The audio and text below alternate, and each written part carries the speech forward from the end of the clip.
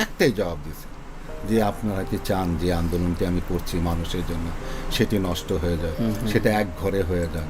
আমি যে দলে যাব সেটা তো এক ঘরে হয়ে যাক। আমি তো সার্বজনীন থাকতে চাই সকলের জন্য। এখানে মন্ত্রী, মিনিস্টার, গরিব, দুঃখী, হিন্দু, মুসলমান কাউকে তো সড়ক দুর্ঘটনায় রক্ষা নেই তার। তো কাজে আমি সবার জন্য ডিজিটাল বাংলাদেশ যেহেতু আমরা বলছি, সেই ডিজিটাল জিনিসটা সড়কের মধ্যে থাকতে। তারপর আমার ভাবনা ছিল আমি কাজে যাব, আমার স্ত্রী আমার সামনে প্রথমে দাঁড়াতে হবে। আমি ঘরে ঢুকবো, আমি অন্য কারো চেহারা আমি দেখবো না, আমার স্ত্রীর চেহারা আমি দেখবো। এরকম আমার এই স্বপ্নটা ছিল এবং স্বপ্নটা তাকে আমি বলেছি। যদিও আমাদের বিয়ের ব্যাপারটি আমাদের দাদির মাধ্যমে অনেক আগে থেকে, ছোটবেলা থেকে।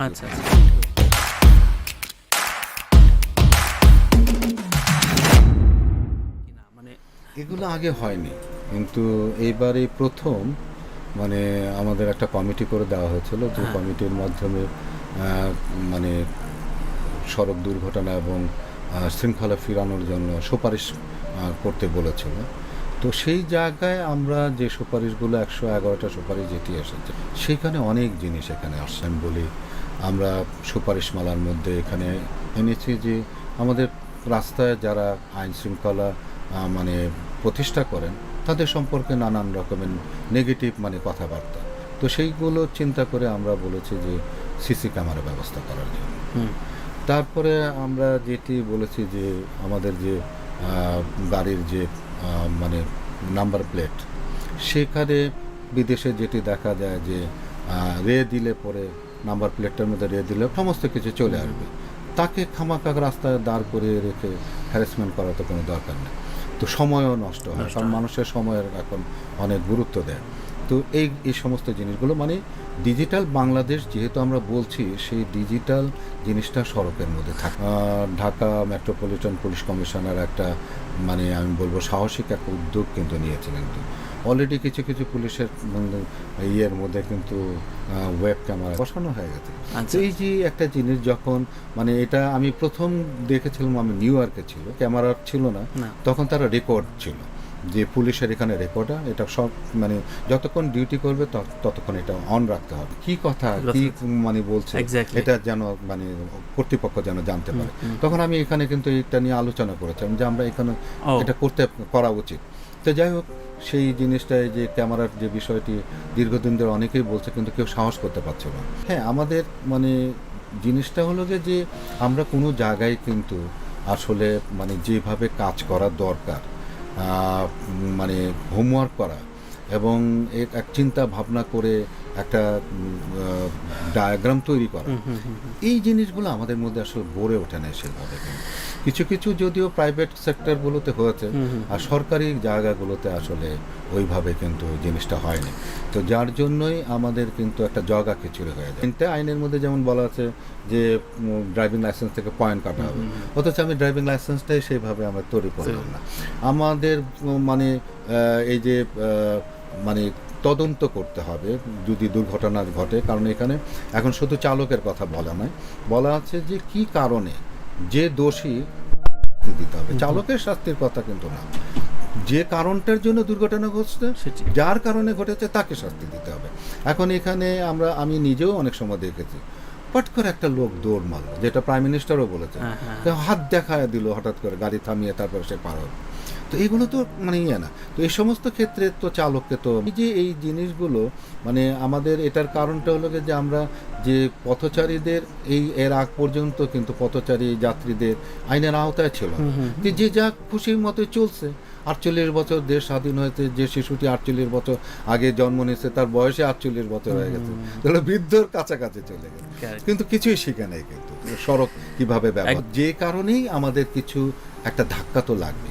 আর পৃথিবীতে যখনই নতুন কিছু আসে, নতুন আইডিয়া আসে, তো এটা কিন্তু কিছু মানুষকে কিন্তু আসলে বিব্রতকর করে ফেলে, কারণ অভ্যস্ত না হওয়ার জন্য। তো এটা যখন অভ্যস্ত হয়ে যাবে তখন কিন্তু এতটা আর খারাপ লাগবে না। কারণ আমি যেমন নিজেই দেখেছি, আমার দেশে রিক্সা চলতো, সেখানে হঠাৎ করে একটা বাস যখন আসলো, এরকম একটা ছবি তো আমি অভিনয় করি। আমার ভাই আলমগীর ভাই, সে ঘোড়ার গাড়ি চালায়। তো আমি যেহেতু মডার্ন, আমি কি করেছি, একটা জিপ কিনে নিয়ে আসছি।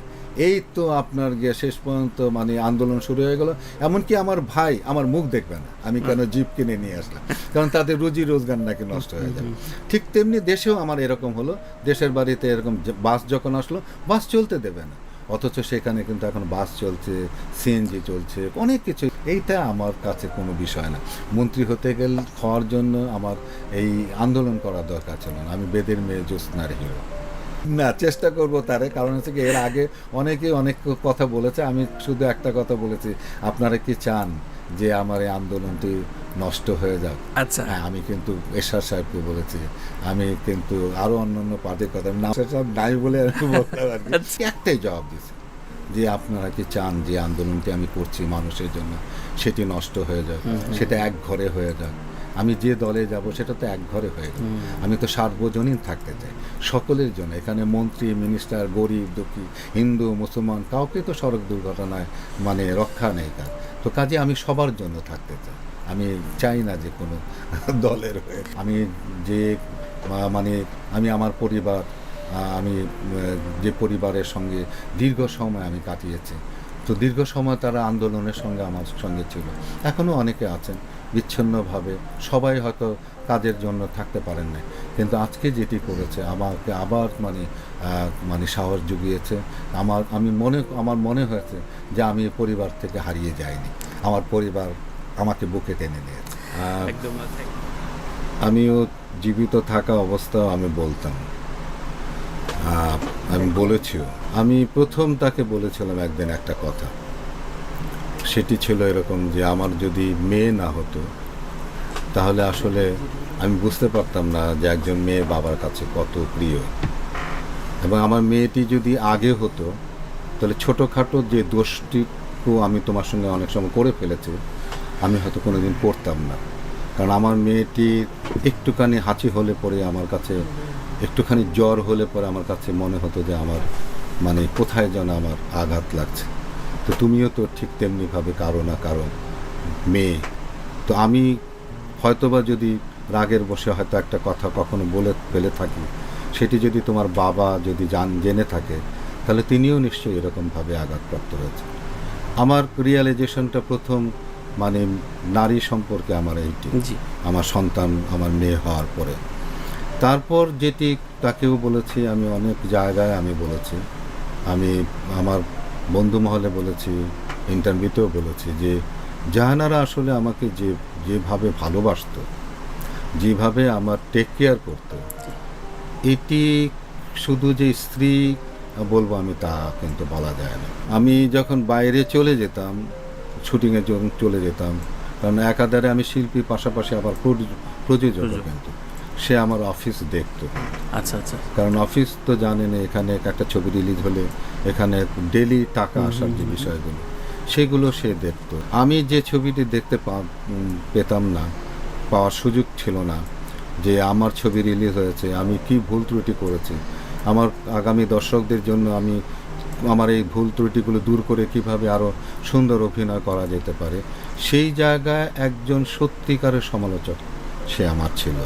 এবং যার জন্য তাকে বলতাম তুমি ছবিটা দেখো, দেখে এসে আমাকে বলো।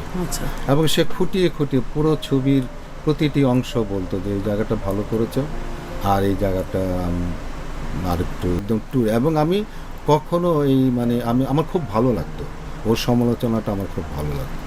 তো যার কারণে অন্য কেউ যদি আমাকে কিছু বলছে যে আমি ওইটাকে কিন্তু গুরুত্ব দিতাম, আমি গুরুত্ব দিতাম ওকে কিন্তু।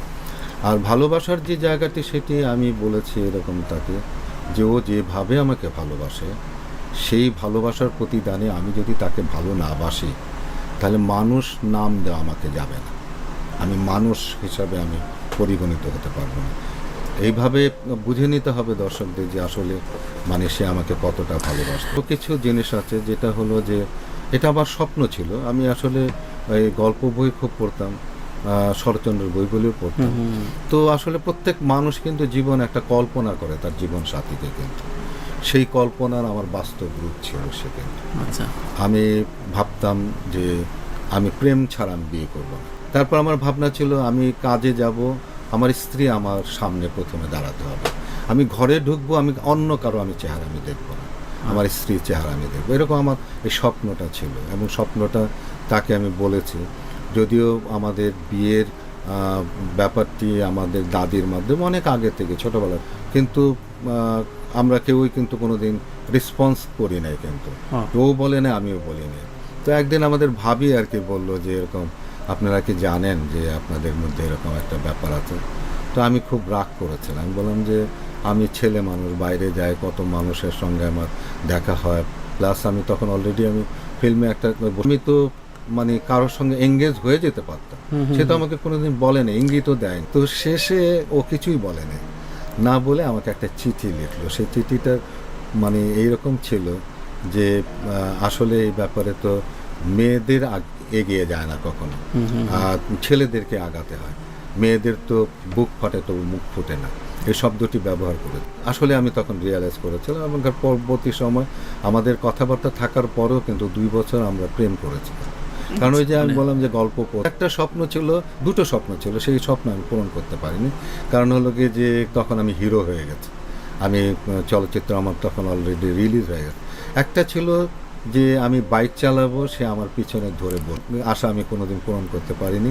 আরেকটি ছিল যে পার্কের মধ্যে আমি মানে বসে থাকবো, সে বসে থাকবে, পিঠে হেলান দিয়ে বাদাম খাবো। তো এই দুটো অভাব আসলে আমি পূরণ করতে পারিনি, তার চাওয়া দুটি পূরণ করতে পারিনি, কিন্তু এখন মাঝে মধ্যে মনে হয় আর কি। তো আসলে ও মানে প্রতিটা জায়গায় আসলে আমাকে ছায়ার মতো ছিল। আর যেটি বলতাম না যে বাসায় আসলে পরে বেল দিলেও বুঝতে পারতো যে আমি বেল দিয়েছি। এত মানুষ আমার বাসা, প্রডিউসার, ডিরেক্টর আসতো, অনেকে আসতো, কিন্তু আমার বেল শুনে কেন জানি ও বুঝতে পারতো, টেলিপ্যাথি। হ্যাঁ, সে এসে দরজা খুলে দিত।